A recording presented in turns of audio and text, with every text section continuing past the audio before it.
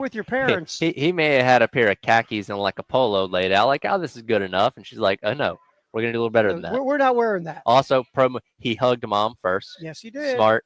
We've Smart seen with the NFL draft, when you go girlfriend first, sometimes that can get ugly with mom. That can you get side eye. You get side eye, or God, who was the mom that just yanked the girl out of the guy's lap and like threw her to the ground? The house. It was at the house on the couch. It's like, oh, it's mama time. Yeah, it's like, no. You've not been here the whole time. Yeah. Oh, I can't remember now who that was. That was a phenomenal. That was a good. That was kind of the standard of like, go hug mom and dad first, and then get to the significant other. Don't be stupid. Don't be stupid. Don't be stupid. The significant other didn't bring you in this world. No, she did not. And didn't raise you. That's right. So, and by the way, she'll probably be gone. Guess who's still going to be here in a couple years? Mama. Exactly. And she's gravy traded for your money. Mama was here when you had no money. Which, by the way, this is a dry run for her getting drafted next year. Yes, Chloe Kitts. Absolutely. And, of course, Colin Murray Boyles will be there. Yes, he will. Well, I guess it depends on what day it falls because he likely will be playing a game. Could be, yeah. Well, that's right. Their draft is right? Comes right after the season. Right after the season. So right before the playoffs start. So depending on what day it falls and where Toronto is that day, we'll see.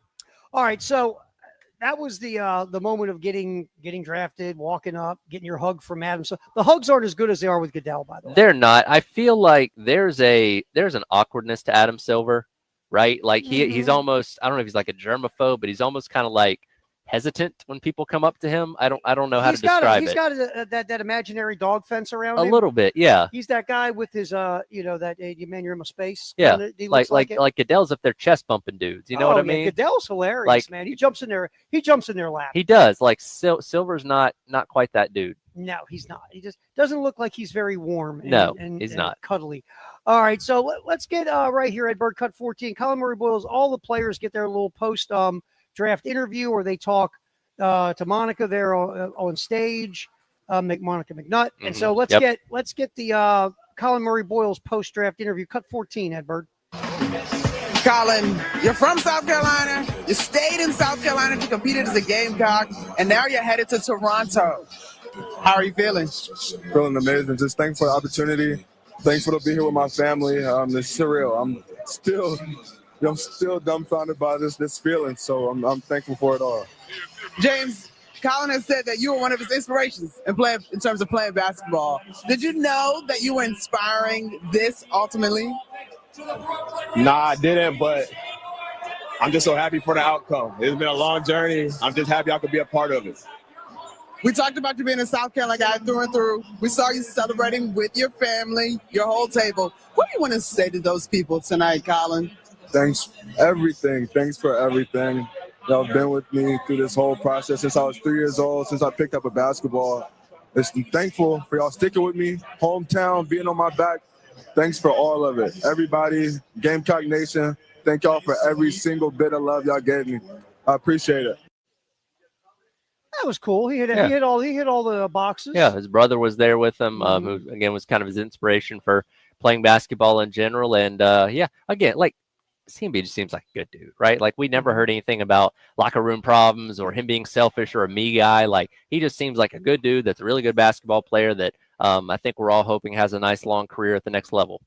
Yeah, and look, we talked about this yesterday.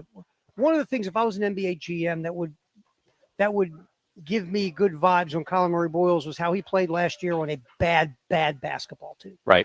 And like we talked about the SEC tournament, they got nothing to play for. They're up against Arkansas, and this guy's limping, he's bleeding, and he's out there competing to try to win a game that really in the big picture does not matter. Right. And I think that says something. If I'm a GM and I'm looking at drafting a guy, and if I'm got, let's say, 2 or 3 guys who are even, things like those intangibles lean me toward taking a guy like Colin Murray Boyles. And you're right, good locker room guy.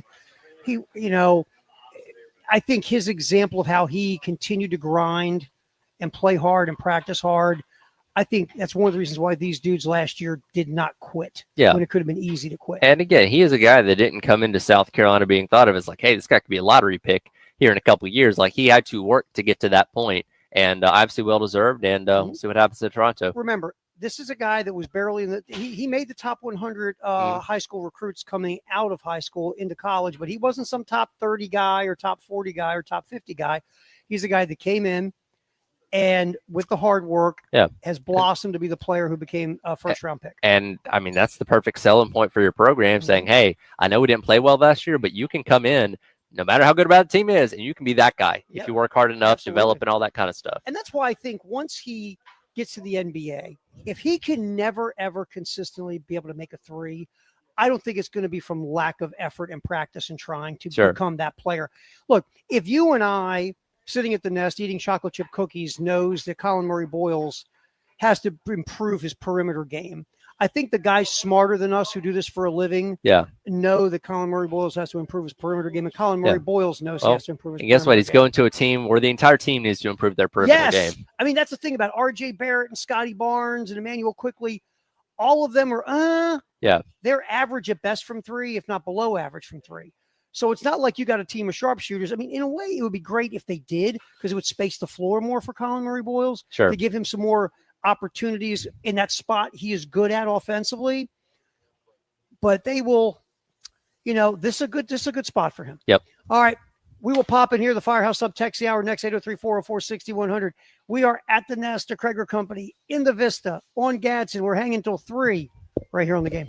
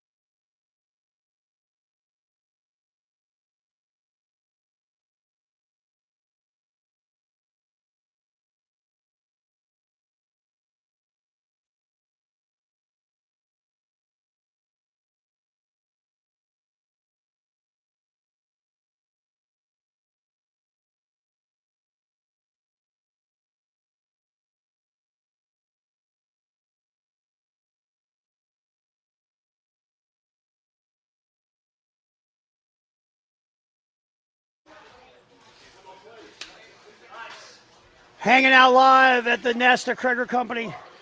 Gadsden in the Vista. Terry Ford, Tyler Head. My new favorite friend, our mascot. Yeah. My buddy. We have to address Terry's lying a moment ago on the live stream. If you watched any of that, I cooked. I made cookies. There's a lot of food here, and Terry made none of I it. picked the vegetables from my garden and brought them in. I cannot believe that you were. Where is that garden, Terry? I'd love for you to show me where that garden is. It's in an undisclosed location because I don't want anybody else screwing with my garden. Is it parts unknown, like where the Ultimate Warrior is from? Exactly. All right, so we're hanging here at the Nest of Kreger Company in the Vista and Gadsden. And in all seriousness, we talk about this all the time. You know, if you are looking to just upgrade the kitchen, the bathroom, fixtures, lighting, plumbing, this is your first stop, and your second stop, and your third stop. The place is phenomenal. I mean, you just walk in and see all of your different choices. You don't have to like walk and look. You're not looking through. You know, there's so many places you go and they give you the book. Sure. And you look through the book. No, not here. There's no book. Yeah. It's all hanging. It's all right here. It's here. Like quite literally hanging. It's hanging. You can look up. Yes. You can look around, down, all around. All the food that I keep forgetting we're not actually sitting in a person's kitchen. It's and how would you like to have this kitchen, by the way? That'd be great. I wouldn't fit in my apartment, but you have to move your bed out, Yeah. your couch. Well, here's the I'd thing. love to have it. I mean, all the food I cooked today, we cooked here. All of it. Yeah. You cooked. Yes. Yeah. All the food I cooked today was Sure. done here. And you can come see all these wonderful stoves and ovens and just this is your first stop if Yeah. you want to improve your home. Absolutely. Here, the Nest in the Vista on Gadsden. All right, Firehouse Sub text the hour 803-404-6100. What do you got, man? A nameless texter asking a question that I posed earlier. Do you think Colin Murray Bowles likes poutine? Because you're in Canada, right? Yeah. Yeah. I mean, well, it's like the national dish. guess what? Better learn. Would that be indicative? Like, would an NBA nutritionist advise you to eat French fries covered in great gravy and cheese curds? Is that like a part of the diet Probably to not. being a supreme athlete? Probably not. But I tell you what, it would be my diet to be a supreme athlete. Well, I don't think you'd be coming off the bench too much. You don't think so? No. I mean, and honestly, just go over that real quick.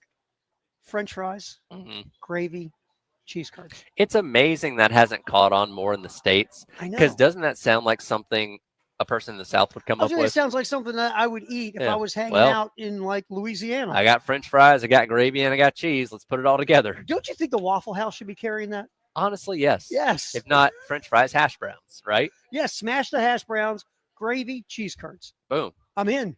Exactly. But Canada lays claim to it, so Yeah. I mean, it sounds phenomenal. it does. Maybe we should make that here.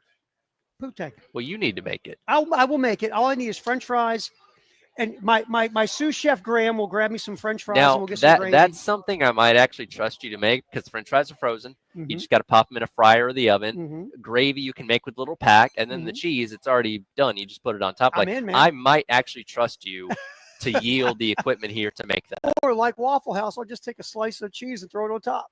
That too. Well, it's the curds though. You have to get the actual cheese curds. Yes, we have to go curds. Yeah, that's Yeah, the I guess- Canadian Yeah, way. you can't get a slice of curds. Yeah. So All right, texter, excellent text, and now I'm hungry for that. we got plenty of things here. Yeah, for we you. got plenty. We got street tacos. We're rolling here. Well, my idea, my vision for this menu has come across perfect. Yes, phenomenal job. 5 stars. I know I hate to brag on me, but I'm going to brag on me. Yeah, I'm sure you do hate to brag on yourself. All right. Appreciate you on the text line, 803-404-600 Firehouse Sub text line. All right, football, and more football. Lenore Sellers interviewed by Zach Gelb. We'll hear what Lenore Or he Sellers tried has to to say interview him. about everything coming up next here on the Halftime Show live from the Nest in the Vista, a Kreger Company on the Game.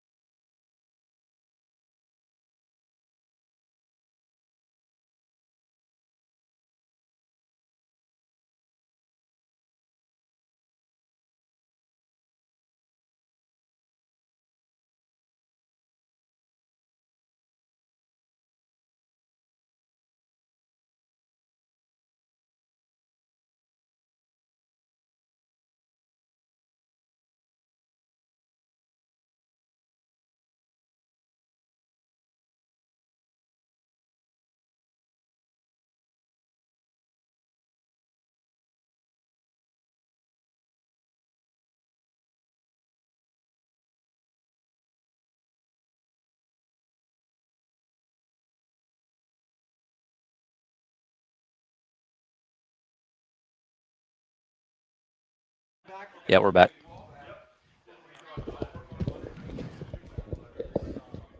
We are hanging here at the Nest, the Kreger Company in the Vista. Terry Ford, Tyler Head, Jeannie, Jeff, our entire staff, the folks here at the Nest, Graham, Nikki, the whole crew. We are here till 3 o'clock, just knocking down some street tacos. You like what I made? Yeah, you did a really good job. Hate to brag on myself, Yeah. but I made All, I you made and it only you. by myself. By yourself. I created a heck of a meal. Sure. And honestly, this is my first foray into street tacos. Yes. I'm just starting to learn how to make high quality Mexican cuisine. I am sure you are.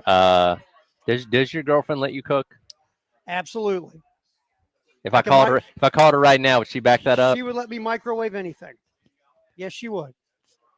Cup noodles, It's funny. Hungry Man dinners. It's funny. The one thing I'll tell you, I make pancakes. Okay. My thing is I make pancakes when I'm on weekends occasionally. Sure. And I every time I do it, she will walk over and make sure I have turned off the stove when I'm done. See, I have that kind of paranoia myself, where even the next day before we leave and go to work, because my wife typically cooks on Sundays, do meal prep for the week. I will, before we leave for the next day, I will go in the kitchen and look over all the burners to make sure they are all off, because I'd have that inherent paranoia that we've left them on and something bad's going to happen. Absolutely. I think there's something wrong with me, but I do it. No, you being paranoid and superstitious? Yeah, not at all. I'm a little stitious. No, not at all. All right, so in the 1 o'clock hour, we always yap a lot of football, sponsored by Atlantic Windows and Doors here on the game. And Ed Bird, get ready. Lenore Sellers on with Zach Gelb, which I thought was an interesting combination and pairing myself. Yeah, Hey. he's Zelb's a high energy guy. Yeah, Zach Gelb is he's a guy. Yes. And Zach Gelb works for Infinity Sports Radio, which is, what we carry at times as our national network. If we're not running Dan Patrick or we're not running Chuck Oliver, we'll carry Infinity Sports Radio. Right. So Zach had Lenore Sellers on. And let's get to this one. Let's just get right to it. Let's get to cut 14. Or cut 4. Sorry, Ed Bird. And cut 4 is Lenore Sellers talking about not leaving South Carolina despite getting multiple NIL offers. Hit it. Yeah, I didn't really stress over it too much. I think I would have been more stressful, honestly, if I would have left, because then you got to worry about starting over, meeting new people, building those new relationships. So I didn't really look that deep into it. It was just we were still working out. We had spring ball and all that. So I was really focused on that. That's an interesting take. I would have had more stress leaving and starting over somewhere else. Yeah. Yeah. I mean, and not that he doesn't have lofty expectations placed on him now, but I think, and let's just go ahead and put it out there, the team that was rumored to be the one that offered the money was Auburn, right? So you're a program that is in a tough place right now. Again, I don't think Hugh Freeze is getting fired this year necessarily, but if he were to be brought in, obviously Jackson Arnold ends up coming in, I'm assuming, taking that $8 million, you're looked at as the savior, right? Come in here. We need you. Oh, my God. We haven't had good quarterback play in years. Come in and save us, please. That's a lot. That's a lot to deal with. You are going to fix Auburn football. Yes, you would be looked at as job. You are the catalyst for fixing this program that's had its ups and downs a lot over the past handful of years. And again, not that he couldn't do it necessarily, but that's a lot. And again, there's no guarantee that you're going to go there, be as successful, have the right resources around you to put yourself in the best position to hopefully go pro at the end of this year. You have enough expectation this year at South Carolina. Yes. Because let's face it, South Carolina's getting a lot of preseason love and hype. Yeah. There's two major reasons that's happening. One is Dylan Stewart. Yes. One is Lenore Sellers. Yes. If those guys are not on the team, we're not having these conversations. They're not in top 25s. They're not on bowl projections. None of that stuff. They might be picked just like they were last year going into the season. Sure. Okay. Yeah. Bottom of the SEC until you can prove otherwise. Right. And that's not a knock. That's no offense. Look, high-level players bring high-level expectation. You have two high-level players on both sides of the ball with this football team. Sure. But that's Lenore Sellers. Lenore Sellers is looked at not to make Auburn great again, but he's looked at to put South Carolina in the new world order of college football on the map. Yes. Again, the importance of this season as a whole for South Carolina, I think a lot hinges on being able to confirm to a lot of people that you're for real. right? Because we've seen it, like in Beamer era. Okay, first year you made a bowl game, wasn't expect to do that. Next year you pull off these 2 massive upsets. Okay, great. Then you went 5-7. I think a lot of people said, "Oh, there's old South Carolina again." You can have these moments of success, but it's not sustainable. Right. But if you can go from winning 9 games, being on the cusp of a playoff, to having even something similar to that, 8-9 wins, and again, kind of being in that conversation, I think more people say, okay, the Beamer era of South Carolina is one that is a consistent winner. Because then you've had 8 win or better seasons with 2 different quarterbacks. Yes. It's not just like, oh, you just plug the right quarterback in with the right team at the right time, and it was just that moment, right? Right, No, right. you're building. There's a difference between building a successful team and building a successful program. Yes. And last year you looked at, okay, you built a successful team. Now can you take the next step to make it consistent through different quarterbacks and different players, and now make a consistent program? And to your point, that's what you want to do in 2025. And again, once you get that building block, Tyler, because, if Lenore Sellers plays the way everybody hopes he's going to play, sure, he's going to hear his name called in the NFL draft. Well, and that's the thing is, like you said, good programs, it doesn't matter what the names are. It's always a reload. And again, it's different now because you don't have the depth that you once had for the transfer portal. But like, we never doubt Alabama's ability. We never doubt Georgia or Ohio State or Texas. Like, okay, I just assume they're always going to be good. And you can be that kind of programming. This year, winning 8 or 9 games, maybe making the playoff, could go a long way in kind of turning you into that kind of team in people's eyes. Exactly. So that's where you're at moving forward in 2025. And that's the importance of this season. Now, that's an expectation itself for Lenore Sellers. Yes. But then, like you said, you go to Auburn where, they used to be really good. They used to be very good. They've won national championships. They had a guy named Cam Newton, who is, will never, ever buy a beer or a meal ever in Auburn, Alabama. That's who you're going to be compared to. Yeah. And that's where you got to get. By the way, it's really funny to think about the fact that, like, Sellers' generation doesn't really know Auburn to be a good program. No. Right? Like, minus that 1 year in 2017 where they beat Alabama and Georgia's #1 teams and lost to the eventual national champion of UCF. Like, they've never really been that good. Like, the Cam year was 15 years ago. Then making the second national championship under with Malzahn in 2013, that was 12 years ago. Like, those, the guys that are in college now were 5-6 years old when those kind of things were happening. So that doesn't have the same relevance today that it once did. We talk about this all the time. If you look at, let's say 18, let's go 20 years old just to make it easy. Sure. That's 2005. Yes. Which is scary to think about. Yes.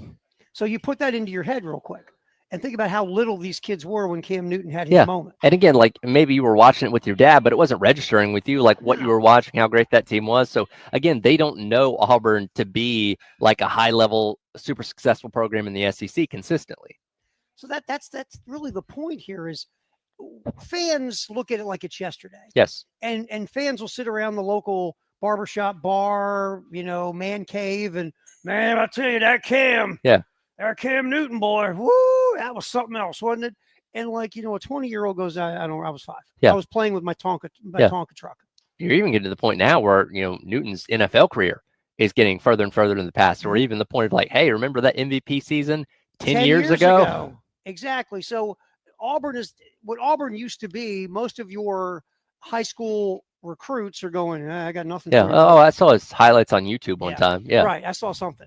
And so that's really what you're fighting when you're Auburn. But at Auburn, that fan base in totality is going, man, we need you be another Cam Newton. You got to be as good as Cam Newton there, Lenore Sellers. You're built like him. By the way, weird people out there on the plains. I don't know if I'd want to go play for them either. So Lenore Sellers not, going for it. I remember we saw the Bruce Feldman article when they're talking to Lenore's parents. Lenore's dad was like, you don't need all that money. Yeah. What do you need with $4 million? $4 million. You're 19 years old. You don't need $4 million.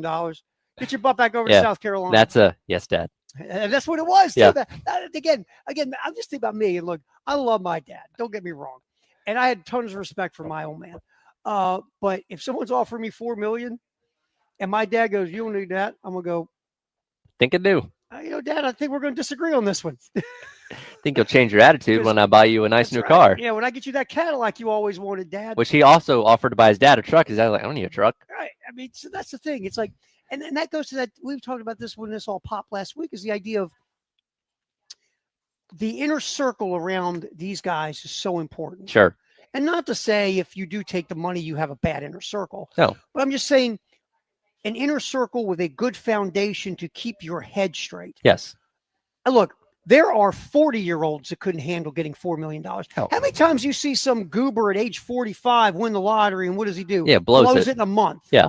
So I'm not going to sit here and go, 19-year-old can't handle. No, a lot of human beings in general can't handle that kind of Sure. cabbage. And again, for us who will never see that amount of money in our lives outside of winning the lottery, we can't really fathom that, right? Yeah. And again, like he's getting compensated pretty well here at South Carolina, so it's not like he's getting nothing. And Auburn was coming in and offering him the entire bank. Like it was maybe a little bit more, but not enough to be like, yeah, I'm gonna leave what I got built here. Yeah, because we went over this. I mean, if he's getting roughly, $3.5 million, whatever the number between 3 and 3.5 million at South Carolina has been the rumor, right? Yeah. All right, let's say you get 3.5, 3.6, whatever it is. Okay, so you're getting $8 million Auburn, but you're really, if everything works out, you're going to be at Auburn 1 year. Exactly. So you're benefiting what, $500K more, and again, if things go well here, and you're already being talked about as a first-round pick, your earning potential going forward for years and years in the NFL is so high. So where that, again, maybe $500,000 ends up feeling like nothing. Like, okay, I'm not really missing out on anything here. But at the end of the day, you stay where you're at. You're playing in an offense you've been in. You have a huge comfort level. You've worked with everyone.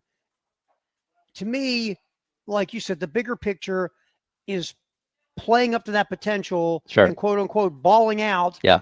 To get yourself to the NFL where it's a lot more money than you're getting in college. Yes, exactly. And you might want to push that $500,000 aside to say, I'm going to get a lot more $500,000 if I do this right. Yes, playing the long game. Yeah, absolutely. So Lenore Sellers talking to Zach Gelb about the NIL situation also. And let's get this one here, Ed Bird.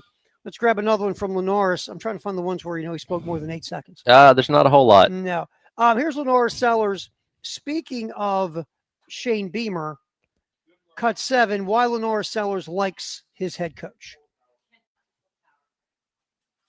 I think he's just like a people's guy. He's just high energy, same person all the time, doesn't change.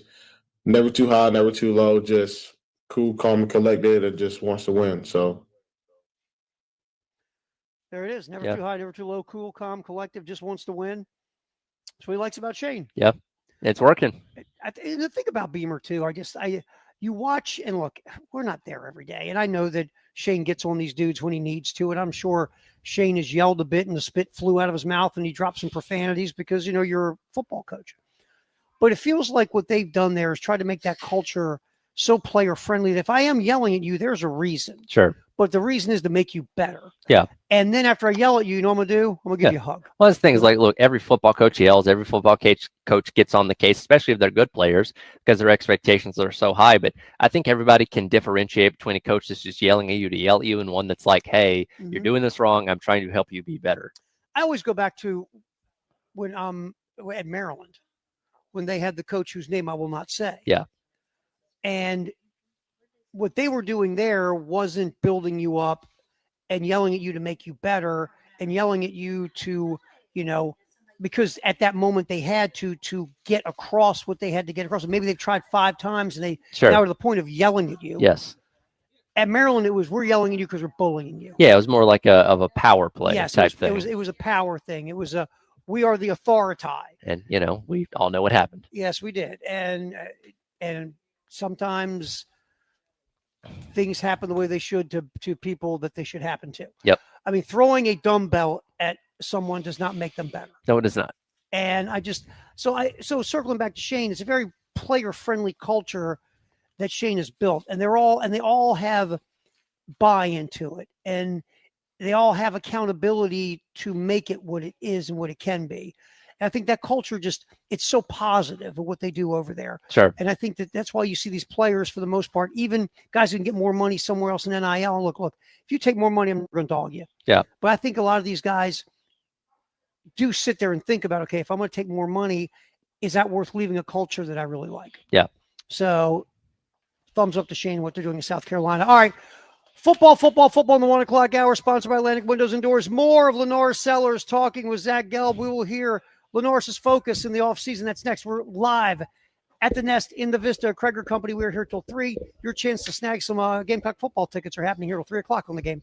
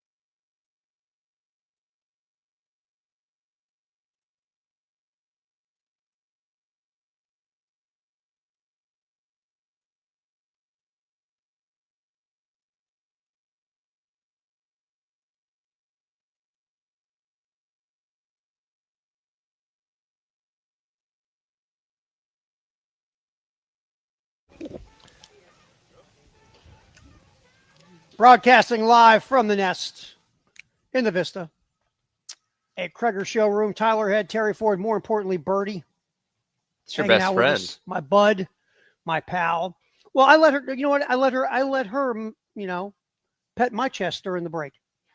I mean, I did hers. I mean, come on now. We didn't need to see that, Terry. Come on now. I mean, it's only fair. It's only fair. All right, we are hanging here. You notice how live. dogs are never too far away from where the food is? Oh, it's very smart. Yeah. What I love how Birdie just kind of hovers. Yeah. Well, Just- you never. just wait. Somebody's inevitably going to drop Someone's something. going to drop something. And That's right. exactly. Yeah. Sue Graham's like she's supervised. to prevent somebody from cleaning up whatever that is, I'll tell you. she takes care of it. My dad had a dog, little Chihuahua, and thing lived to like 30. And so it would always like come up to the table Yeah. when you were eating. And dad didn't want you to ever feed the dog. The dog would sit there and nobody's looking. I'd flip a little hamburger piece down to the dog. That dog loved me. Yeah. And I started eating, that dog would hover around. And then my dad go, why is that dog always hanging out with you? I said, I don't know, Dad. And then And he somebody's feeding it. Dad turned his back and I'd flip him another piece of burger. That dog loved me. That dog would have attacked my dad because he loved me because I fed him. Absolutely. But anyway, so we are hanging here at the Nesta Kreger showroom. And we talk about this all the time, just how fantastic this place is. If you are looking to make some changes in your home, maybe you want a stainless steel fridge or a new stove, a new oven, microwave, dishwasher. Maybe you want a tub. As soon as you walk in, you see tubs. Yeah. And just sit in one. Enjoy yourself. Yeah, I mean, they got the stove behind you that looks like the ones you see in restaurants. Like if Exactly. you want to do the high level stuff, they got it for you. I mean, whatever your budget is, they can fit it here at the Nest. I mean, Jeff Haley, our account executive, has tried every tub here. He is like the tub expert. Who's Jeff? Put that mental picture in your head. I'm surprised they allowed him to come back. I will give you the mental picture in your head of Jeff. I don't need that. Yeah, you're welcome. I don't need You're that. welcome. Trust me. We're going to ruin your brain before this is over today. You're No, welcome. it's way past that. All right. So, I mean, but honestly, in all seriousness, if you want to change fixtures up, because you know how about just changing fixtures changes up the look of a kitchen or a bathroom or a sink. I mean, the lighting in the house is so important in what you can do. And they do all of this here at the Nest, Kreger showroom here in the Vista. So we're going to be here till 3. We always talk about how you get a hold of the folks here by giving them a call and setting an appointment to come in and give them your vision, your ideas, your budget, and they'll make it happen. 7 years of experience in here, my man. Absolutely. 70 years of experience. That's older than you and I put together. Because you're 30, I'm 25. Yeah, sure. Okay, my socks are 25. We just What's your turned point? 31. Yeah, I just did to turn 31 for the 10th, 15th time. All right, so Yeah, at some point people stop asking. yeah, they do. Thank God. So we'll be here, like I said, till 3. Your chance to win some Gamecock tickets. Going in and fill out a little entry form and just walk around and check out all the good things here at the Nest. All right, so before we get to more Lenore Sellers, as he was on with Zach Gelb, Desmond Green, 4-star offensive lineman. South Carolina has been right there with Florida, right? Yep. It's been South Carolina and Florida. Well, just got this from our buddy Kale, who covers all this stuff. Yep. Kale texted me saying Desmond Green, 4-star interior offensive lineman, commits to Florida over South Carolina. He's the one that 33rd won ranked the interior offensive won the lineman. wing contest this past Yes. weekend. Eats the wings and then picks Florida. Yeah. You know what? Well, now you got Zero to loyalty. send him the bill for the wings. bill for the wings, right? So yeah, you know what? Like, hey, if you come here, it's on the house. you pick but Florida, bro. Guess what? you're not gonna eat our wings and just go somewhere else. Oh, it's $52. Yeah. Anyway, so Desmond Green has verbaled. Now there is always get flipped. there is a welcome home out there that hasn't been confirmed yet. There's some others right now. I mean, look, Landon Duckworth's supposed to be next month. Yeah. To be fair, Yeah. so maybe that's not that one, but there were some others. Yep. Where South Carolina was heavily in the mix, and we'll see where it goes. It's been So, pretty good summer so far. 3 commitments mhm. that we know of up to this point. So yeah, excited to learn who that 4th one's going to be. We'll find out obviously soon from Shane. All right, so more Lenore Sellers on the Zach Gelb show. Lenore was talking about, and let's get to cut 3 here, Ed Bird. What Lenore Sellers was focusing on this offseason, look, the discussion from the people who will break all these things down, and really if you watch a lot of football, you'll notice that one thing Lenore Sellers can improve on, obviously, is his footwork. Yep. Footwork in the pocket. Again, you want to be consistently accurate. You throw the football with your feet. I know it sounds weird, but you do. Yep. That ball's going nowhere your feet aren't going. Well, that's the case for any ball sport. Throwing Sure, a baseball, passing a basketball, if your feet are not in the point of the right direction, it's not going to go where you want it to go. Everything is really with footwork. And to your point of baseball, a pitcher throws with the lower part of his body. Yes, His arm's the last thing that finishes that's the where whole your thing. oomph comes from. Your oomph, your torque, and like you said, you want to be consistently accurate in throwing any kind of ball. It's about your feet. Yep. So Lenore Sellers' footwork is a thing, just consistency in throwing the football and throwing guys open, anticipation, all these things is what Lenore Sellers is working on. Here's Lenore telling Zach Gelb what he's focusing on this offseason. Cut 3, Edbert. I mean, I just worked on little things, footwork and all that, mechanics, being quicker, making quicker decisions, stuff like that.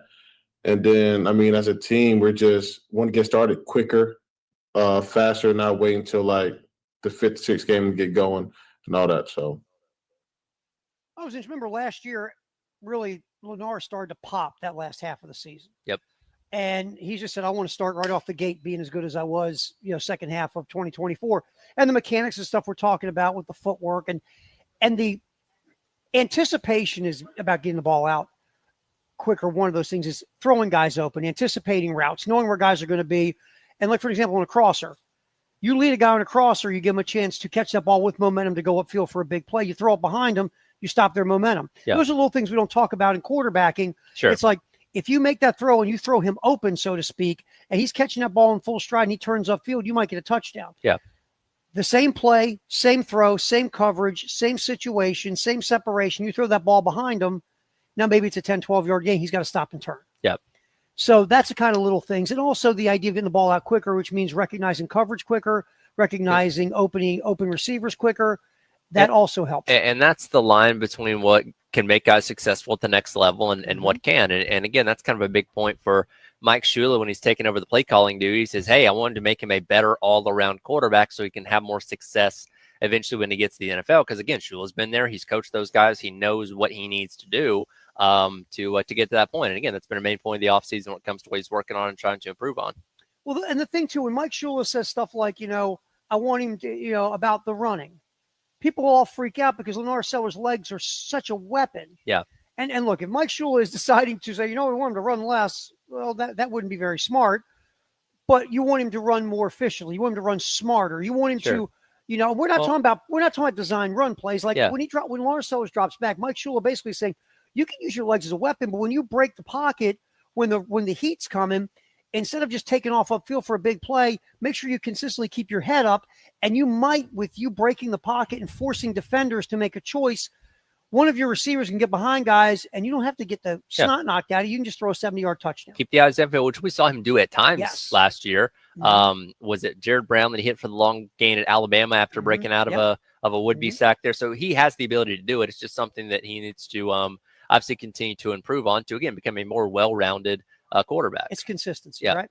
All right, and Lenore Sellers continuing his conversation with Zach Gelb. We'll come back, and this is interesting. I'm just looking at what you wrote down. Being a bandwagon football fan. We're going to hear Lenore Sellers' thoughts on that next here on the Halftime Show. We are live from the Nest, a Kreger showroom. The electricity's on, the AC's on. You can come on in. Jeff was fanning people with paper. It was creepy for a little while. Just, Jeff, enough. So we're going to be here hanging out till 3. It's a way of apologizing for the tub thing. Yeah, exactly. You can come in, register for Gamecock football tickets at point in the season. Also, just check out all the great things going on here at the Nest. Again, on Gadsden, in the Vista. You can't miss us. We've got that big 107.5 The Game truck outside. Come on out. We're hanging till 3 on the game.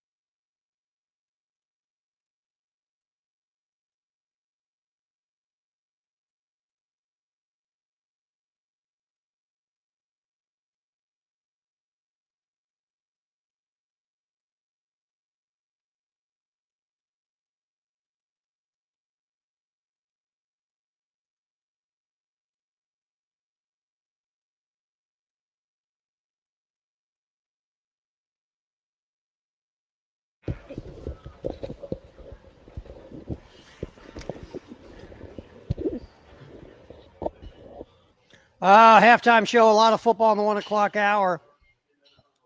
Sponsored by Atlantic Windows and Doors here on the game. Terry Ford, Tyler Head. Heard a lot of Lenora Sellers. And talking with Zach Gelb from, I always want to say CBS Sports Radio. It's Not anymore. Infinity Sports Radio. Was formerly. Yes. And it's still, I think, Infinity Sports Radio because they could change it while we're talking. Yeah, they might.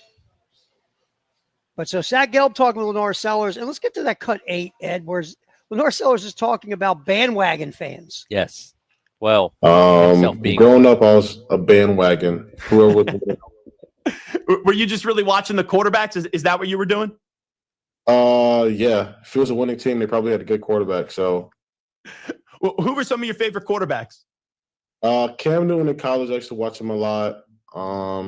Let's see, obviously Tom Brady, Aaron Rodgers, those guys, Drew Brees. Those a couple off the top of my head I used to just watch all the time. And then obviously college quarterbacks, but they changed over the years. So I'd be talking about Cam Newton, ironically. Yeah. We were talking about Cam Newton earlier. And Sure. of course, most of these young quarterbacks will give you Cam Newton, Michael Vick, Tom Brady, Peyton Manning, sure. maybe an Aaron Rodgers or a Ben Roethlisberger or a Drew Brees or something.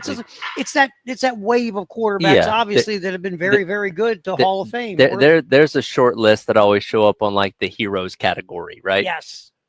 Then maybe you'll have an obscure one out there randomly, maybe because played for his favorite team or something like that. But and we've heard this before, like Sellers didn't necessarily grow up like a South Carolina fan. Right. So, I don't know, he doesn't have any affinity for any South Carolina specific quarterbacks growing up, but Well, the interesting part, as you hear the story, is how North Carolina screwed it up. Yeah. North Carolina, Mac Brown, this is a guy that, he liked North Carolina. mhm, North Carolina didn't even sniff around Lenora Sellers. Yeah. So that's how it goes. And it's funny, like now you're going to hear this next wave of young quarterback coming in, Lamar Jackson, Patrick Mahomes, Josh Allen. That'll be the next wave of these quarterbacks and who'd you watch? Yeah. Who you Well, want to be again, like? We're talking about those guys creeping up on being in the NFL for a decade now, which is crazy to How think scary about. is that? Think about that for a minute. Let's get another Lenora Sellers or two here, Ed Bird. Here is Sellers just discussing building off of the success of the end of 2024. Cut 1, Ed. just because of how close we were last year, we've seen what it takes. We know what it takes. We just filled in the missing pieces with, freshmen transfers and all that. So we're just going to build on it from last year. Yeah, he said one thing in there that I think is very interesting. We saw what it takes. We did it. We got close. Yeah. And we see what it takes to get to the cusp of this thing. So now we also know what we got to do to get to the next level of this thing. Yeah. And that's one thing when you started winning those games. You went to Norman, Oklahoma, and I know Oklahoma was mediocre, but you took them apart. Yeah. Right. Which is what you should have done. Like you handled them the way you were supposed to. Right. They were not a very good team, and you disposed of them quickly. You won that game against A&M. Mhm. You finally got that Eli Drinkwitz off your back, and you beat Missouri. So in games where, like in the A&M game was different, but the Missouri game you fall behind. Mm-hmm. And here you go again with Missouri, right? No, you don't. You go take the ball downfield. Rocket Sanders scores the game-winning touchdown. The place explodes. You did something that you haven't consistently done. It's like, oh, okay, we get the lead. That's fine. Yeah. We know our defense is phenomenal. We're going to go pick them up now offensively and go down the field and get the game winner. That's what good teams do. They pick each other up. All the units pick each other up. Yeah. And so, they've gotten a feel of what it takes and what it's like and to be successful in those games.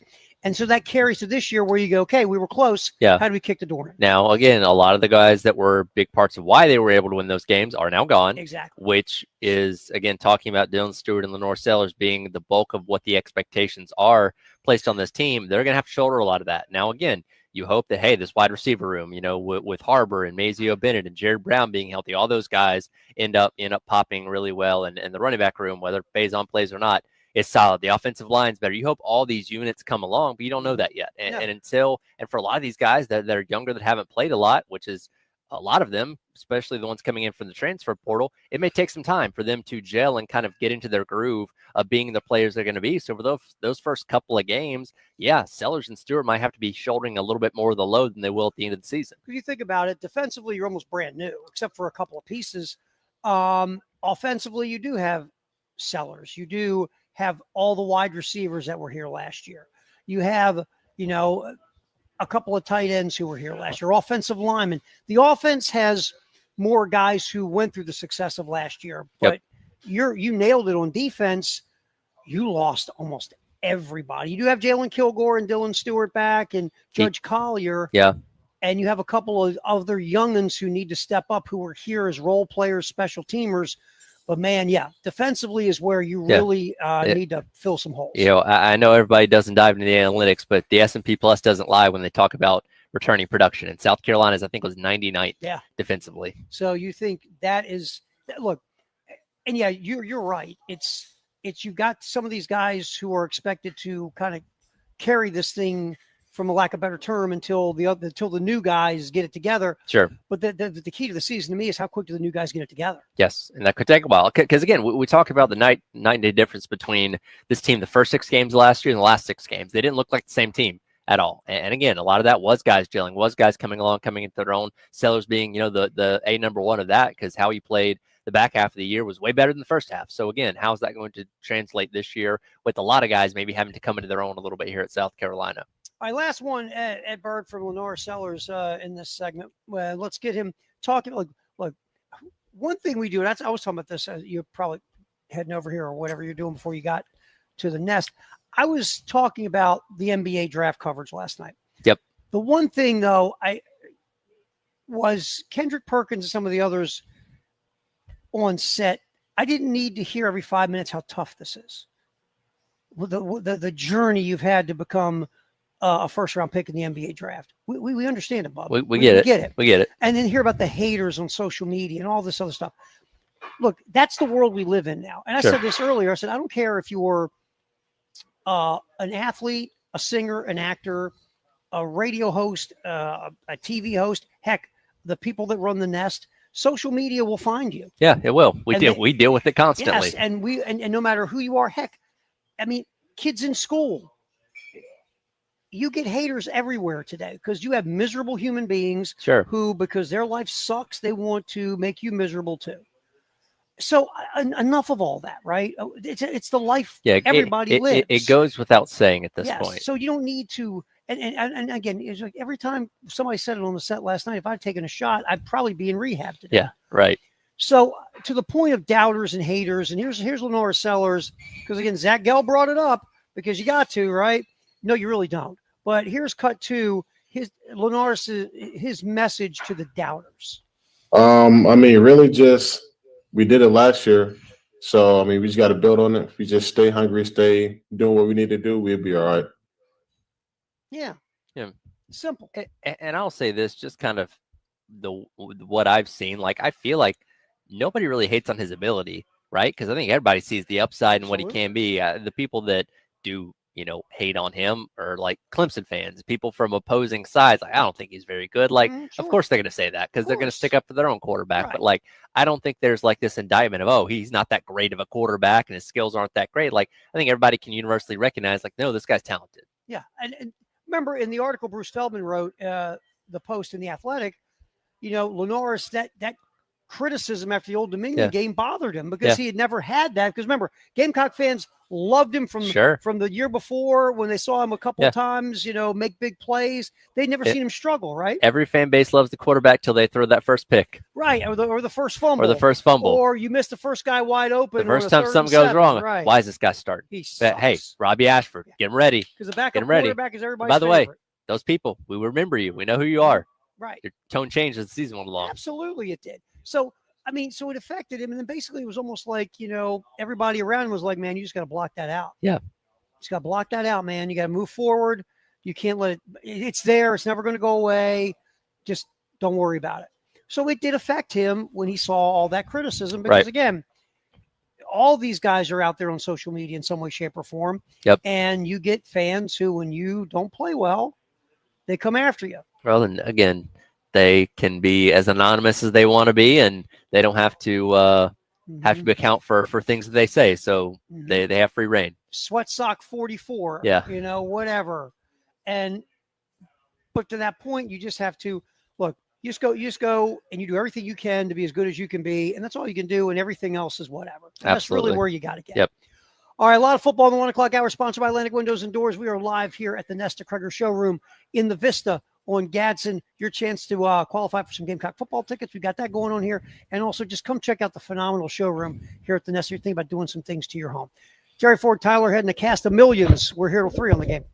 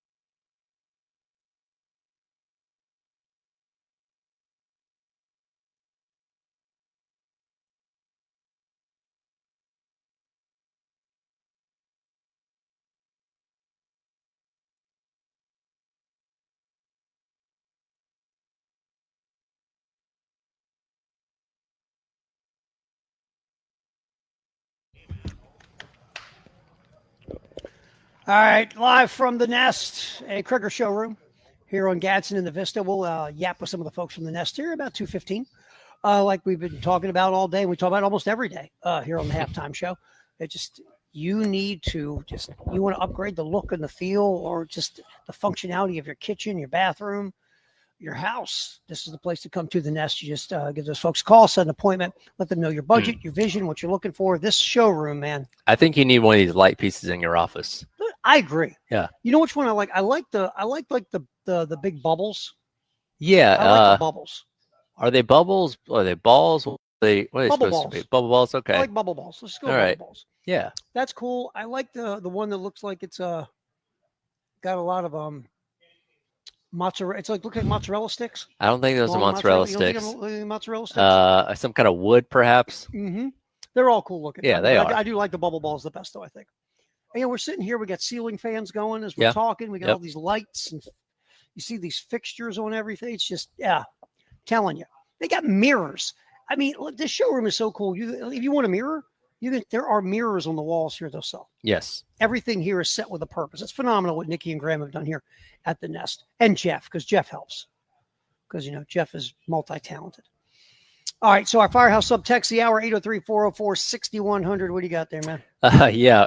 Chris says, word on the streets of Baltimore is Green Thumb Terry Green can push a flower up through concrete. The garden contains many food items and the tree of life, along with the tree of knowledge of good and evil. So he's hyping up your gardening skills there. My gardening skills. I'll tell you, my aunt had a garden. And it was like, again, in Baltimore, not Baltimore City. She wasn't having a garden. She had a garden right downtown Baltimore coming through the asphalt. Surrounded by barbed wire. Exactly. Well, she needed it or everything's going to get stolen. So, plus she had a Glock. Yeah. Ambulance in I was play. like, I don't need pesticides. Ambulance in play. Yeah. So, but she would go to that garden, and every now and then they would watch me or whatever. And I'd go with them. I'm a little kid, and they go out there and they start they actually pulled fruit from the garden and everything. And they're, my uncle's out there, and he's in his dress clothes, by the way, his work clothes. Yeah. His slacks and his button down shirt. He's out there, raking around the soil and doing this. And they're planting stuff. And I'm so bored. I can't stand it. I'm just like, really? So this is what we're going to do all day? Yeah, it's like, are we leaving soon? Can we go home soon? No, we got hours out They're here. like, boy, we got some green beans to plant. We got some tomatoes to pull off the vines. You want to help? No, not really. Let me know when they're done and I can eat them. It's like, I think I would rather have you stick my head in the engine of the car. Thank you. All right. So we appreciate the text, 803-446. Maybe you need to get back into it as an adult. Maybe that's the thing. Well, that might be it. It might be time. Maybe it'd be therapeutic Roll up my for you. sleeves. Chance to get away a little bit. Get out there in the country, start planting some tomatoes. Listen to some smooth jazz or something. Yeah, get out there. A little smooth. Yeah, because smooth jazz and gardening always go together very well. Yeah, most of your gardeners are firing up smooth jazz out of the tractor speakers. It's all about being zen. Yeah. By the way, watching you driving a tractor is something I would like to see. I tell you what, my dad's side of the family, farmers. Yeah. Oh, in North Carolina. Oh yeah.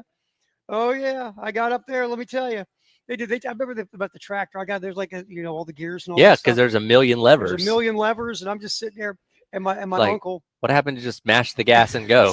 And my uncle, of course, who's got he's got his lung dart hanging out of his mouth, right? That he rolled himself and he grew in the tobacco field. Yeah. That thing has got like a I mean, you take a nicotine hit off that thing. And so he was sitting there, boy, come here a minute. He goes, why don't you start moving them levers on that tractor? And so I started moving, and I'm moving the levers, and nothing's happening. He goes, you know why? Well, I got started first. Ha, ha, ha. Yeah, you're really funny, Uncle Laney. You're a funny guy. So yeah. Anyway, the farm was not what my thing. Yeah. What my thing? Yeah, I go up there. Maybe another look. Family reunions, it was like, I won't farm. You guys are good. You guys don't leave the farm to me. All right, we'll see what's trending at 2 next here on the halftime show. Get back to Colin Murray Boyles and the NBA draft. Also, some of the interesting things that did happen draft night and other stories in the world of sports next on the halftime show, live from the Nest in the Vista on the Game.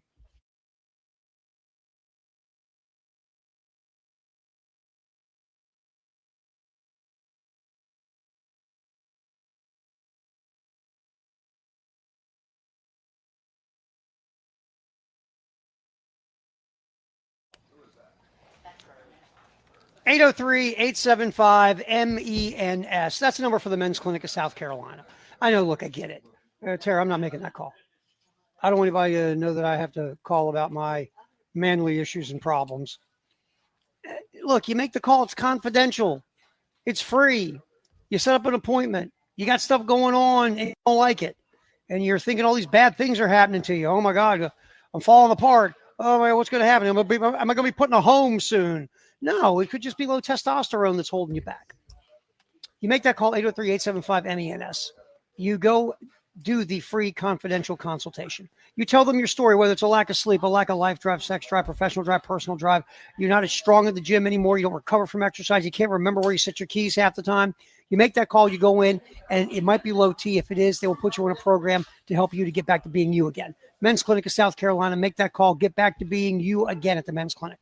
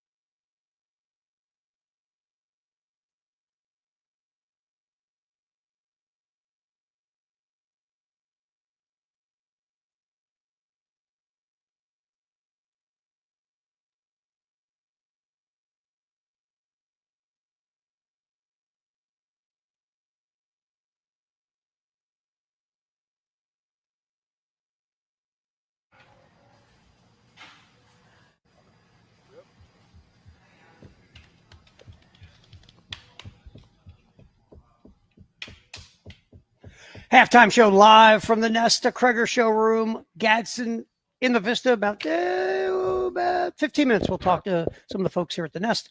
We are hanging here. Tyler Head, Jeannie's here. Our entire crack on location staff. Jeff Haley is here. obviously Nikki Graham, Birdie. Where'd Birdie go? Where'd my buddy Birdie She go? went that way. She's following the food. There she is. I bring up her name.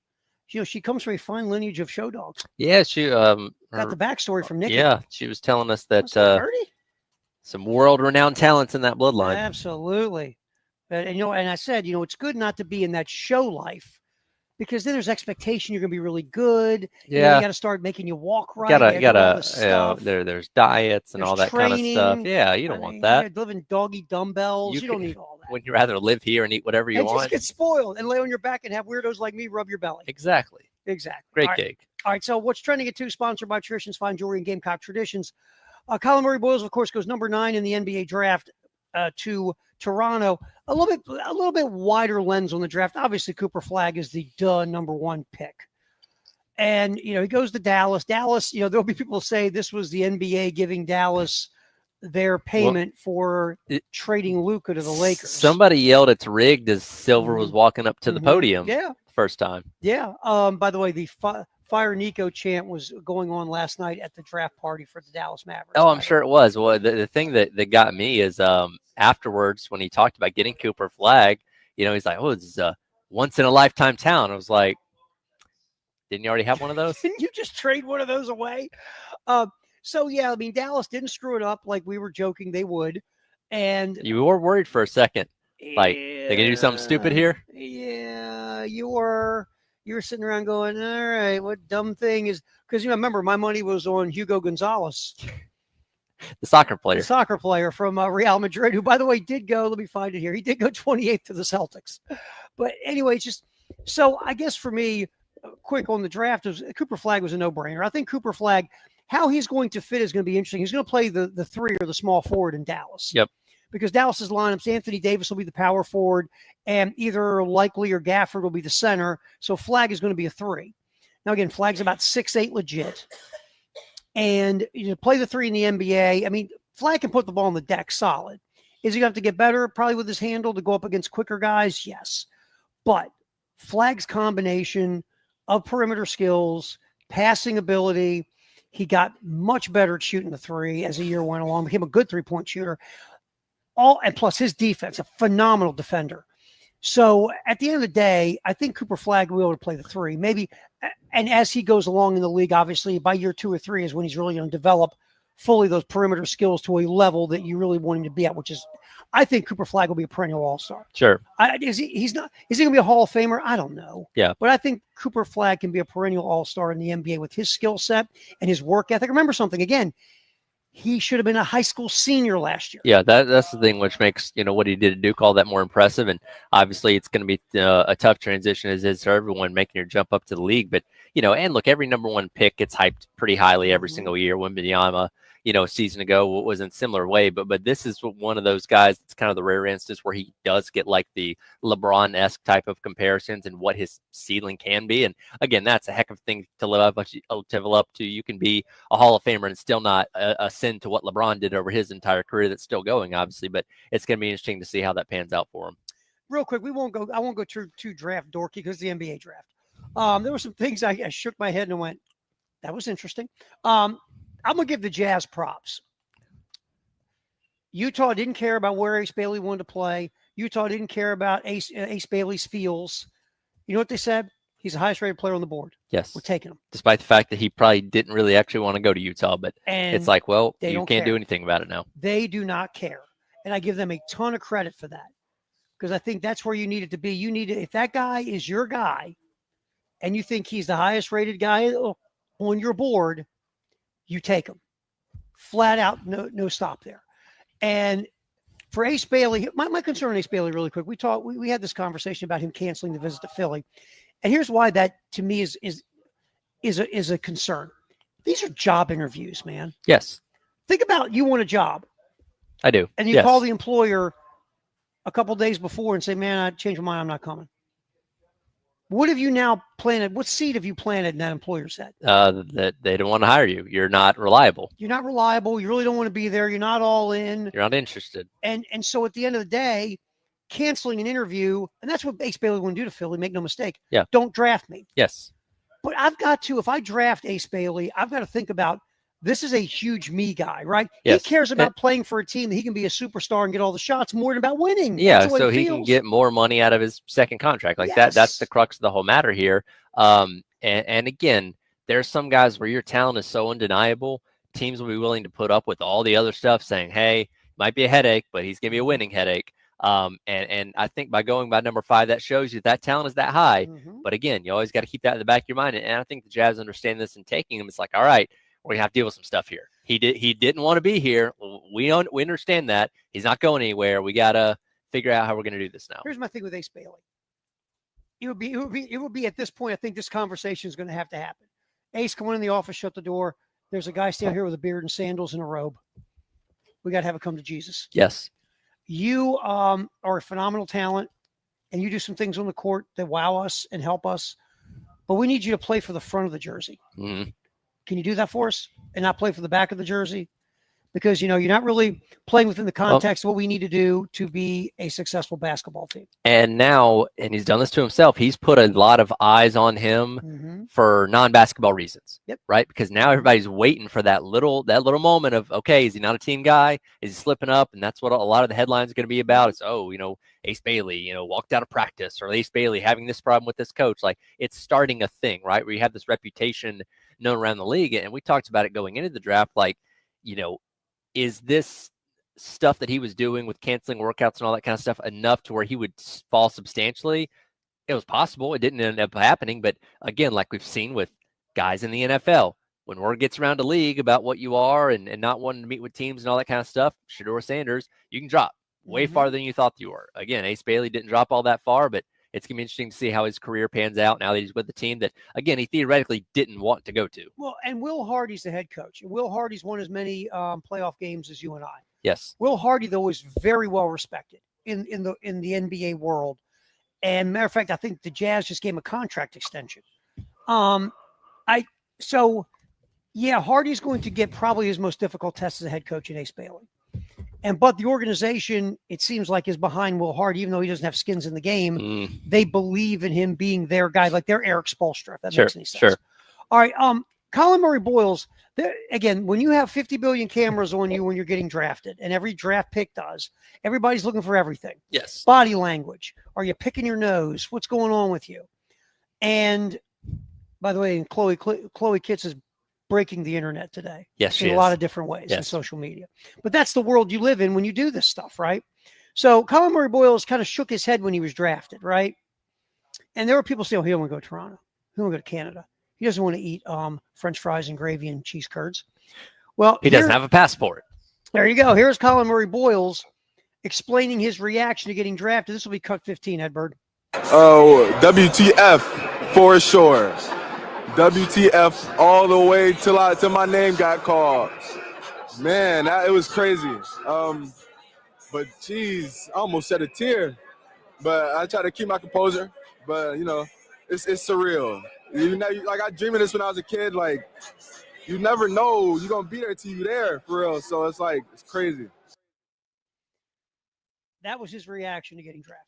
Yes. And there was nothing negative about Toronto. There's nothing about anything. It's just that moment, you just react. Yeah, and again, he went a little bit higher than most of the projections had him going. So I think there can be a slight surprise element to it as well. And look, when you get invited to the NBA draft, when you're in the green room, when you have a table there on the floor, like your name's going to get called at some point. But I think even still, knowing that when the moment is happening, when like, oh my God, they just said my name, I'm about to go up there and take a picture with Adam Silver with some team's hat on. Like, I think that can still catch you in like that second wave of, oh my God, this is really happening. And I think that's what he was caught up with. If it was the other thing where he really doesn't want to go to Toronto, he at least gave the right answer when asked the question of like, hey, what'd you mean there when you said that word on TV?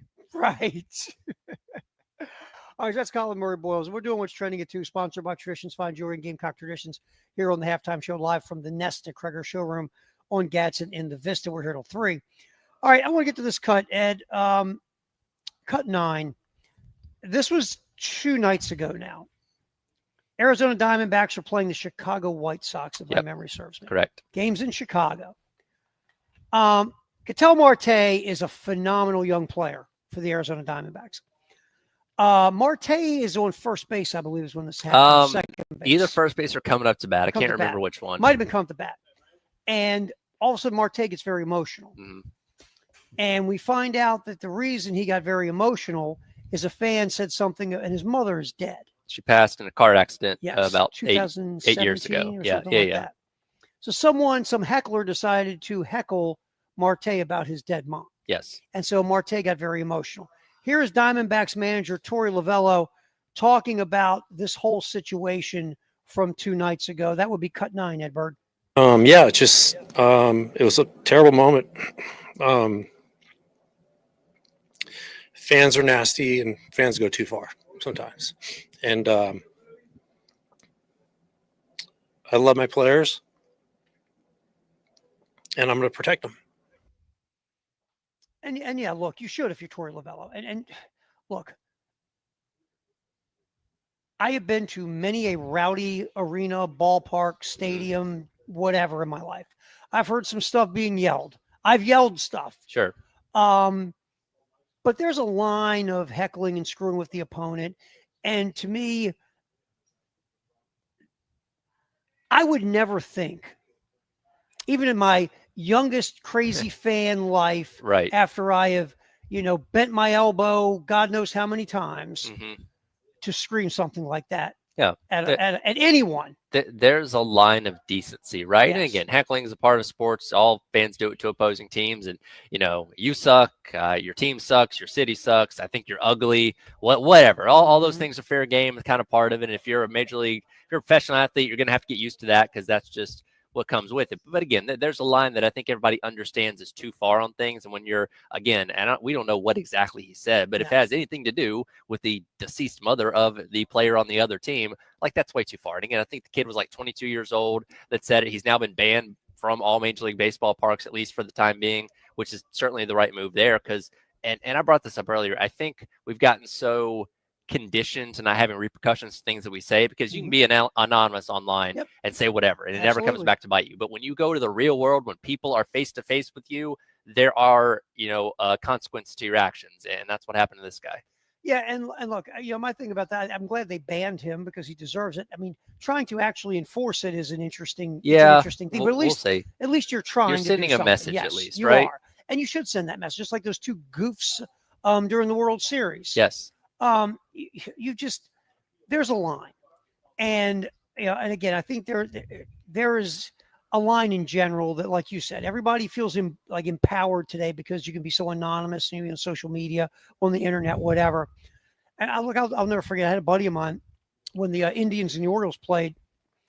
Dave Justice, former Brave, Yep, was playing for the Indians, and of course, this is just a little bit after his divorce from Halle Berry. Yes. And I had a buddy of mine who had, got some liquid courage, 18-foot tall, bulletproof, whatever. And he started heckling to Justice, and him and Justice started going back and forth. And then he gave him a hit about Halle Berry. Yeah. And the funniest part, Justice just smiled, started laughing, and said something back to my buddy I can't repeat. Yeah. And we all started laughing. Sure. And it's one of those things, again, there is a line of this. Yes. And not to say that you can't heckle, go back and forth, whatever, because of course you can. It's part of this. But, again, the thought of going after someone and using the heckling to go about someone's dead mom. Yeah, that's too far. Come on, man. The video Willow going after him from the dugout. I don't know if Mhm. you've seen that or not. Yeah. But like he's pulling like that guy, get him Yeah. out of here. Oh, yeah. And, Yeah. and again, that guy's lucky that Lovello and some Diamondbacks didn't jump I was into going to the say stands. he felt safe knowing that they couldn't come up there and hurt him. Absolutely. All right, up next, I guess Graham is going to get the short straw and come and hang out with us. Nikki's done this a couple times. Usually when we say we're going to have somebody on the air, Nikki disappears to do really important office work. We should get a headset from Birdie too. Cheers. You have to take care of Birdie. Graham from the Nest is good. There she is. There she is pushing Graham on the radio. She look at her go. All right, we're going to have Graham from the Nest pop on with us. We'll talk about all the great things going on here next on the Halftime Show on The Game.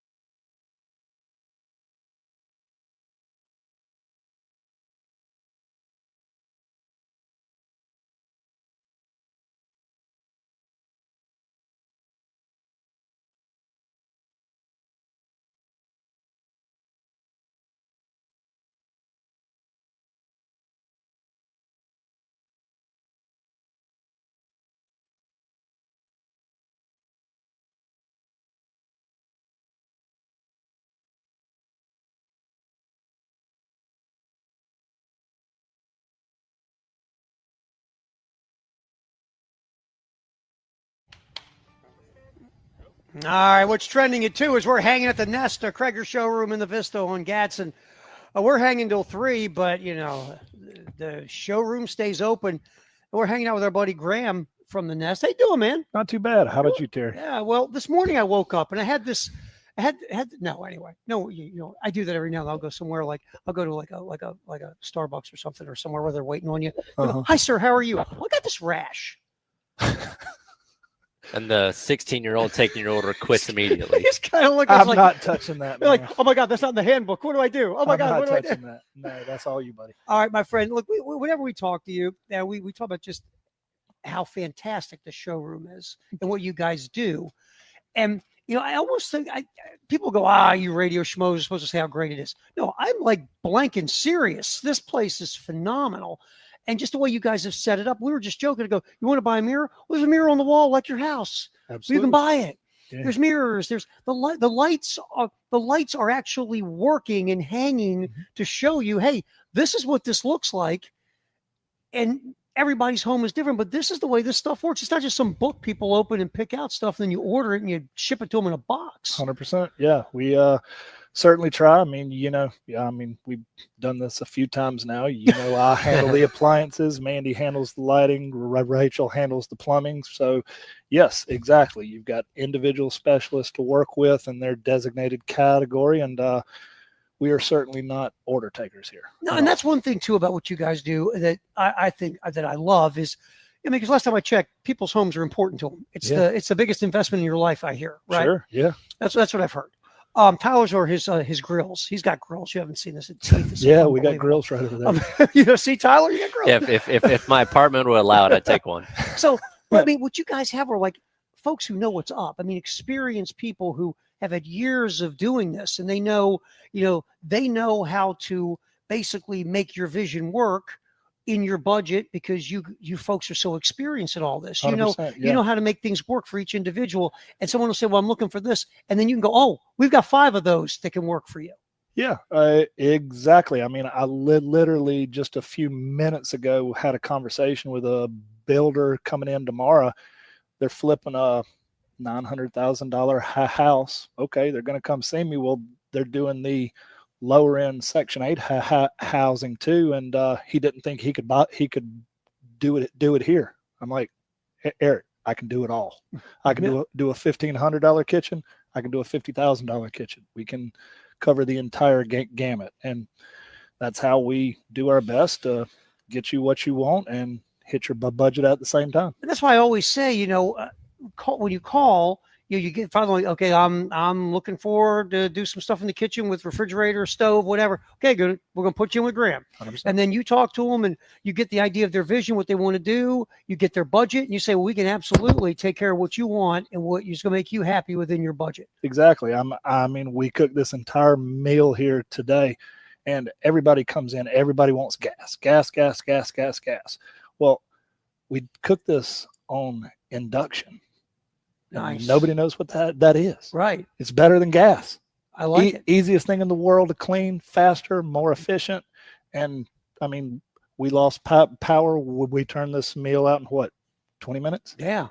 Yeah. I mean, Exactly. you and I tore that up. by I was the going way, to say just saying. Terry's the one that cooked it. Just you and I tore that. Oh, Graham was my did I sous let the chef. cat out of the Yeah, he let bag? the cat out of the Yeah, bag. I let Yeah. the cat out of the bag. That's why we There do. we That's go. why we do radio, Graham. It's theater of the mind. we Yes, just make up stuff. exactly. No, anyway. Sorry. But no, I mean, to your point there, who knows what include? You said inclusion. I'm like, cool. I don't know No, what I it didn't is. say inclusion. What is it? I said induction. Induction. See, You I gotta can't listen, even you say gotta, it you gotta right. listen with Exactly. your ears, Terry. Induction. Induction. So I mean, how? I mean, and so you tell someone about that, and they go, "I've never heard of this before," and now all of a sudden, another option comes on the table. For someone. Exactly. And when people see it, once they see it, it's a no-brainer. It's a no-brainer. We've been open almost 10 years. I've got in Induction Live. I Mhm. can count on one hand how many electric stoves I've sold after I show people what induction can do. It's that dramatic. Wow. And it's not new. This technology came out in the 70s. Really? Yeah. Who knew? Ain't nothing With, new. with Carol Brady and Yeah. Jeannie. Yeah. And, oh, wow. How about that? Yeah, sure enough. Crazy. But so this is the kind of knowledge you get here at the Nest. I mean, people who have years and years of doing this, like Mhm. Graham and the folks here. And again, it's not just appliances, it's plumbing and fixtures and lighting and bathrooms. And did I miss anything? I mean, mirrors. You can get a mirror. You hit the nail on the head, but I mean, in each category, I can speak for myself, but I know Mandy and Rachel, they do the same thing. We're very service based. If somebody comes in and they want a particular brand, and I know that company's more difficult to work with than others, or I see a lot of problems, I'm going to try to help steer them away to something that's comparably priced, looks comparable, and if they have a problem, I can help service them better than with the brand they thought they wanted. So that's how I handle a lot of my customers. And that's where the experience comes in. exactly. Of knowing the lay of the land, knowing what's up, and maybe just saying, look, how about we take a look at something like this because of this reason and that, where again, that no offense, like my kid's 18, he gets a job at Home Depot. He can't help you like this. Not to be mean. I love my son. Oh yeah. He can't even say induction. There's certain brands I'm not going to carry because I know we don't have service for it in our local market. There you go. There you Makes go. sense. Yeah. Wow, you actually know the local market. There's a thought. Craziness. There's a What's up thought. with you? What's up with you in knowing the local market? Yeah. And again, if someone's listening and say, wow, all this sounds great, the best way to do this process with you guys starts with a phone call, right? Absolutely. One thing I will add, I mean, we do have myself, Brian, Rachel, Tracy, Mandy. We're all here to help you, and we encourage customers to come in. But if you really want to get into the weeds, if you're doing a remodel, if you're building a house, it is certainly best to call and set a appointment so we can give you the time that you need. We encourage our customers to do that, but that doesn't stop you from coming in the showroom. Come in, look, we can talk, and if we need to get into the weeds, we can set up a time to do so. I come in every day and just hang out. Anytime. I just sit here. Anytime. Man. Yep. I have no purpose but just to come in and hang out. As long as I feed you, right? As long as I'm getting street tacos and cookies, I'm in, man. There you go. Absolutely. All right. So again, if someone wants to give you guys a ring and like I said, they really want to get in the weeds, what's the number? Best number here is the showroom, 803-978-2025. You can email us. It's our name, but for sure, give us a call and we're happy to help. And the website too is fantastic. You can go click Yes. around and look at all this fun stuff on the website We're, as well. and it's being improved upon too, Nice. where we can enhance with all of our showrooms in Charleston, in Greenville, in Charlotte, Raleigh. So if somebody lives here and they're moving that there, we can work with them here, and it can all happen there. Always appreciate you, my friend. Thank you, It's our Bubba. buddy Graham here at the Nest. And again, we're going to be here till 3:00, but you can come in, walk around the showroom, or give them a call if you really want to sit down and, like Graham said, get in the weeds about doing some things for your home. All right.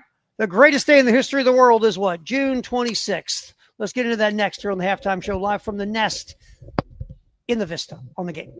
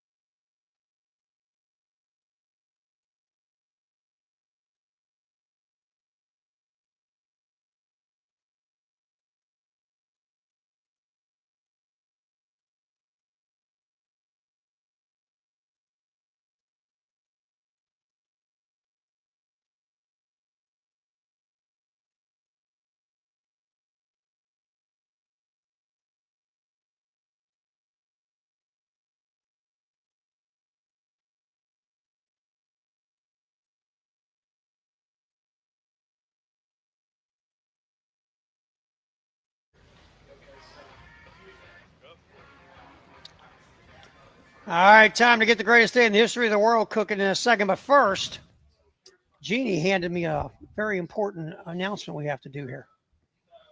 You've heard of Adam Sandler? I have. Well, he's bringing his comedy tour, You're My Best Friend, to Colonial Life Arena, September 10th. Very cool. I like me some Adam Sandler. I do too. Hanukkah songs classic. Now, does he bring just that crop of like 5 actors that are in all of his Kevin movies with him? James, Rob Schneider. Yeah. Oh, what's that one guy's name with the funny eye? The guy with the funny eye. Yeah. Yes. Yeah. I can't think of his name. So, Adam Sandler will be here September 10th. You Very wanna cool. Go? Not you. I mean, I know you. I would love to go. I'd love to go too. But I'm not eligible for this. No, neither am I. If you text Sandler, no, Adam, let's make it easy. Text Sure. Adam, ADAM. The first, how many, Jeannie, we giving away? How many want to give away? How many pair? One Just pair. one. First texter. First person to text the name Adam to 803-446-100, the Firehouse Subtext line, will win a pair of tickets to go check out Adam Sandler, Colonial Life Arena, September 10th. You want me to do 5? All right, let's do 5. Okay. So the first 5 people to text Yeah. the word Boom. Adam. There you go. 803-446-100. And Ed Bird, just send those to Jeannie. There we go. Awesome. So you can do that right now and check out Adam Sandler. All righty. Greatest day in the history of the world. We like to go old school. This is old school. 1910.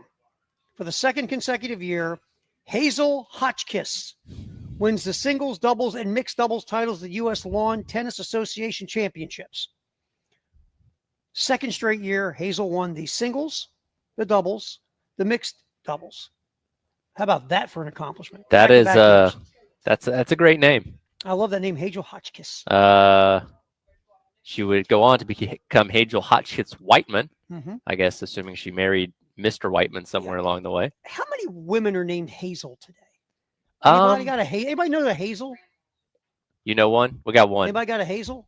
Yeah, I don't know any anybody named Hazel? personally. I know. I feel like that's a name that it feels like it kind of fits the trend of today that it could make a comeback. Hazel? Yeah. Don't you think See, so? I've got a Beulah in my family. We've got an Athalie in my family. We've got Wasn't, a Myrtle. Fault in the Stars. Wasn't she named Hazel in that book? Yeah, that's what I thought.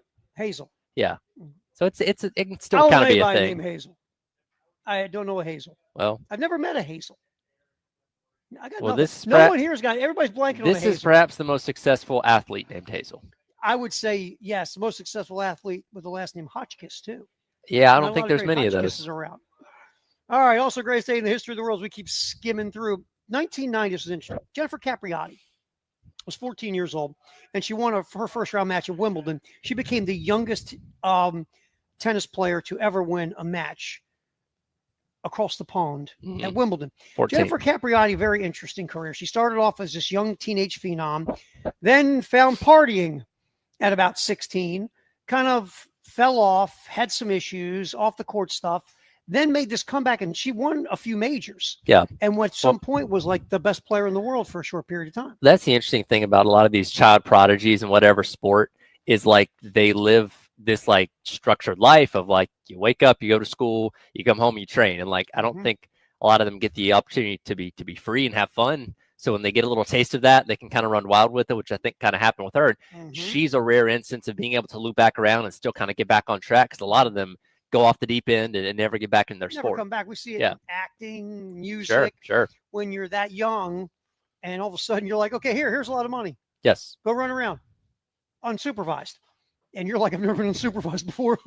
It's like you're right. Their lives are so regimented where they're like saying, oh, no, you can't go to the bathroom until 10:15. Yeah. I mean, that's just the way this life goes. So when you get that freedom, like you said, you go sideways. Yep.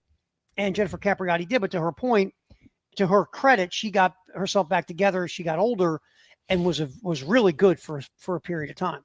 But she, at age 14, won a match at Wimbledon on this day in 1990. 1991, there was a time when the Charlotte NBA franchise was actually good. Shocking. I know. At least not in my They lifetime. had Alonzo Mourning, Muggsy Bogues, and then they did this in 1991. They drafted UNLV power forward Larry Johnson, #1 overall. Grandmama could play. That's one of the greatest like shoe commercials. Is Larry Johnson dressing up like his grandmother and schooling dudes on a basketball court. I don't think I've seen that one. Grandmama. They called him Grandmama. That's who he was in the shoe commercial. Larry Johnson was really good till he started to get hurt. Mhm. Hurt his back. Never the same player after that. But Larry Johnson was an explosive athlete. He was on the UNLV team that de-pants Duke in the NCAA tournament in the finals to win the championship. And Johnson was also on that team the next year that was undefeated and got upset by Duke. But Larry Johnson was, until the injuries, was a physical force. And he was drafted by the Charlotte Hornets on this day in 1991. Again, it was Alonzo Mourning, Larry Johnson, Muggsy Bogues. They were, I know it's tough to say this out loud, a good basketball team. It's the glory days. Mm-hmm. All right. On this day in 1995, the U.S. Supreme Court upholds a random drug testing program in Verona, Oregon. The 6-3 decision allows public high school officials to require student athletes to submit to random urinalysis as a condition of being allowed to play interscholastic sports. Well, that was in the midst of a lot of steroids going on in professional sports, so it's not impossible to think that it could trickle its way down to high school. I think a chess player tested positive for steroids. I'm like, really? Wasn't that in Varsity Blues? Isn't that what they put in Harbor's leg at halftime to get him going for the second half? Of course, a little steroid action. Yeah, a little steroids. So absolutely. it's a thing. On this day in 1996, we keep going down the NBA draft wormhole. Georgetown guard Allen Iverson was the first pick by the Philadelphia 76ers, and Iverson, obviously a Hall of Fame career. And you were talking about a guy with an inner circle that was awful. Yeah. Allen Iverson, I'm not saying the people were awful, but the inner circle was like 100 people. I remember reading an article about Iverson, an in-depth dive. I don't know if it was ESPN the magazine, Sports Illustrated, and basically the reporter walked into his hotel room, and there's like 50 people in there. And they're his quote-unquote inner circle. It's like his circle, this whole town. Exactly. I mean, you talk about an entourage, man. And so it was like Iverson's off the court stuff, and he had a thing that happened with his wife. His circle of life was crazy. Sure.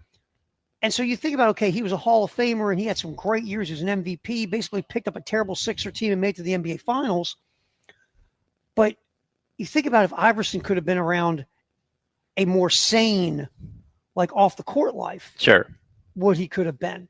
But again, when he was a kid, he was arrested in some incident in a bowling alley, because he's from the Tidewater area, Tidewater, Newport News, Norfolk. Yep. And he ended up having to go to a boys' camp or a boys' farm for a period of time. And it was looked at that Georgetown was taking a chance on Allen Iverson. And by the way, Iverson, they say, was a better football player than basketball player. He was a quarterback, dual threat quarterback. But his life off the court was just wow. And he overcame it, a Hall of Fame player. But if it was maybe more sane, who knows what kind of and I'll tell you, the one thing I always respected Iverson was he was like 6 foot tall and weighed 57 pounds. That dude was fearless going to the rack. Fearless going to the rim.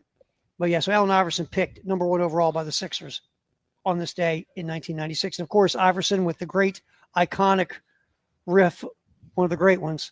We're talking about practice. Not a game. Not a game.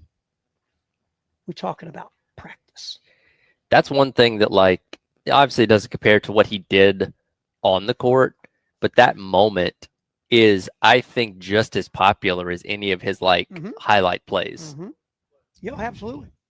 That riff carries way past Iverson's achievements on the court. Yes. Absolutely. On this day in 2005, Justin Gatlin wins the 200 meters. First man in 20 years to sweep all the sprints. He won the 200 and the 100 as well.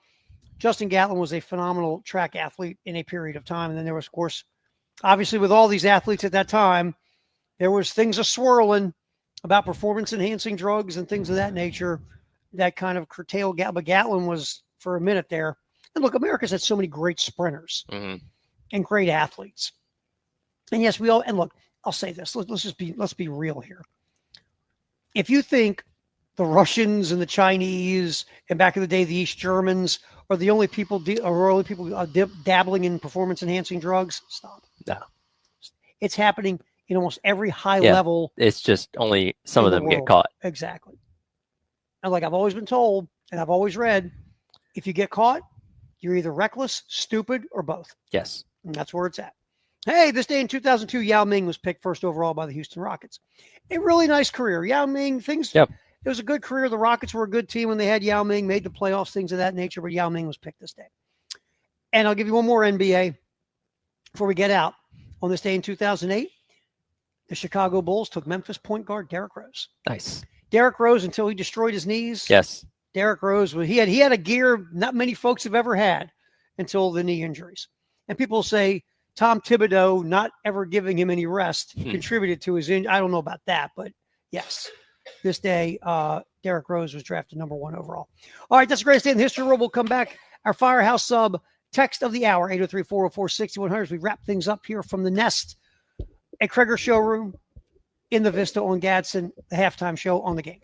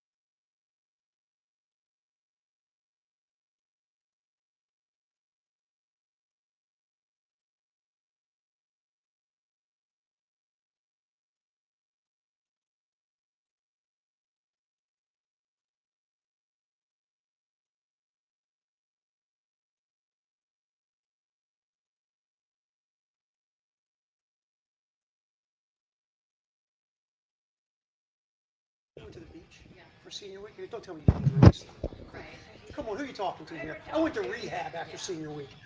Jeez.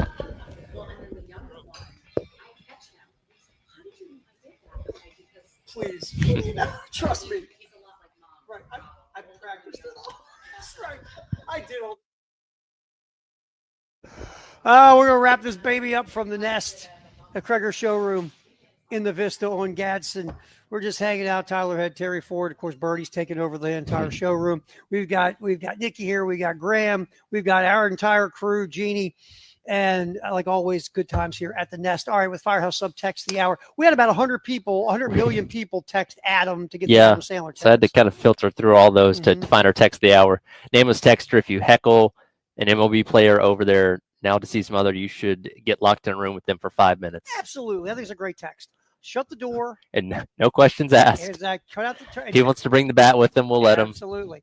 Because you know what? You will never do it again. You know you will not. That's why, and I'm like that about some of this stuff too. And I love that text, by the way. I wish we could give that texter Adam Sandler tickets, because you know what? There's a part of me that says, is it wrong to kind of promote violence? Sure. But every now and then in life, It's justified. not death, Yes. but Just a good beating. to the point where they would never do it again. Exactly. Yes. Because I mean, again, this is not a politically correct thing to say, but a lot of us growing up, you know what taught you a little bit? A good beating. Yeah. Getting punched in the face. You learn something. A fist in your face in some way, shape, or Again, form. we become very comfortable with saying whatever we want online and not facing the repercussions. And sometimes you need that little dose of reality, sometimes physically, to remind you that, hey, you got to be careful here. I grew up in a blue collar neighborhood. You got a lot. There's a lot of lessons to be I was going to say, learned. if you insulted someone's mom in Baltimore, that might be the last thing you ever say. I'm gonna tell you right now. You're going, oh yeah, there's his eyeball. Yeah. Oh look, I think those are his teeth. Yeah, you say that face to face to somebody in the neighborhood I grew up in. Put it this way, you might as well call 911 yourself, because you're going to need an ambulance or the morgue. Exactly. I think that like we see this sometimes with like these death threats Mm-hmm. and these people saying, I hope this awful thing happens to your family. You know what? We need to bring that person along and show up at your place. I was going to say, why don't you send me that address that you're look- sending me this from? Why don't we have you See, show up? back in the day, you had to mail these things. Yes. Where there was a return address, like, okay, Joe Smith in Seattle Uh-huh. says I should die. I'll tell you, there was a story. This is a long time ago, so I'm tough to remember. I think it was over in England. Some guy was dogging a dude on the internet or social media or something, and the guy actually found him. Yeah. Knocked on the door. People can find you. Guess what? You could smell what was going on in that guy's pants when he opened the door. Sure you could. You got to be careful. And I believe I don't know if it was an MMA guy or a boxer or Yeah. whatever. And those are the kind of folks that will find you. Yes. Because they have no problem. Because you know what they do for a living? They hurt people. Yes. So And there are rules in those contests. If he guess- shows up at your door, there's no rules. you know there's only one rule then. The rule of survival. 'Cause Yes. He's about to. You ready? Are you A, just going to go to the hospital? B, is he going to kill you? C, is he going to hurt you so bad you want to be dead? Or all three. Yes. Yes. So yeah, there's a part to that texter's point. There's a part of me that says, yeah, lock you in a room with the person you've just gone way over the line with. Yep. And give them a few minutes to respond, Just want to talk. so to speak. Just want to talk with my Louisville Slugger. Fine job, my friend. Thank Good you. work, Ed Bird, Jeannie, Graham, Nikki, the whole crew here at the Nest, our street crew who helped us out as well. As once again, we wrap up another fine visit to the Nest, a Kreger showroom in the Vista on Gadsden. Post-game show is next here on the Game in Columbia, Florence, and Myrtle Beach. See ya.